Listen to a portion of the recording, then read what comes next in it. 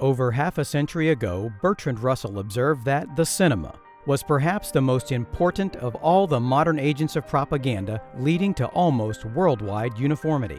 And the cinema of his day exerted a minuscule influence compared with the big media of today. But decades ago, already, Russell recognized that the majority of young people in almost all civilized countries derived their ideas of love, of honor, of the way to make money, and of the importance of good clothes from the evening spent in seeing what Hollywood thinks good for them. I doubt whether all the churches and schools combined have as much influence as the cinema on the opinions of the young. The producers of Hollywood are the high priests of a new religion. And Edward Bernays, the founder of modern propaganda and advertising, was able to say this about the media masters of nearly 100 years ago. In almost every act of our daily lives, whether in the sphere of politics or business, in our social conduct or our ethical thinking, we are dominated by the relatively small number of persons who understand the mental processes and social patterns of the masses. It is they who pull the wires which control the public mind. Now, if the media elite exercised that level of control way back then, how much more manipulation can take place today with the multi-billion-dollar, high-tech 21st century propaganda tools at their disposal? The Bible urges us not to be conformed to the pattern of this world, but we have become a generation of media addicts, opening our minds to hypnotic devices. We've unknowingly been programmed with a worldview and a lifestyle by the plug-in drug of modern media.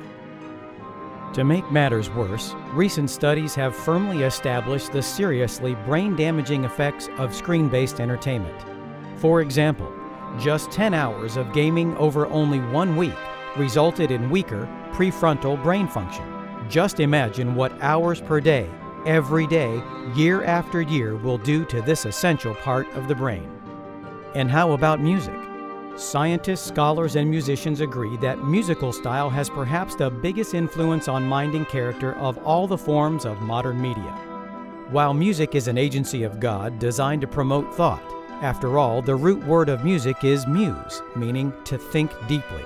The popular music styles of today hypnotically shut down rational thought and turn music into just another amusement.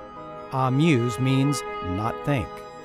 But even more seriously, scholars point to music as the most potent control mechanism available in human society.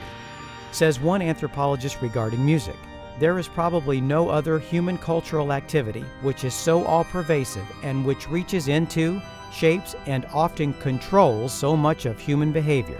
Popular music has already proved to be the greatest force for social cohesion in modern times, and it will no doubt play a decisive role in sweeping the masses into the false worship system of last days Babylon, just as it was music that also moved the crowd into the false worship system in ancient Babylon. Honestly, how much does the average American know about the effects of 21st century media? Get educated and gain the spiritual tools to break your conditioning.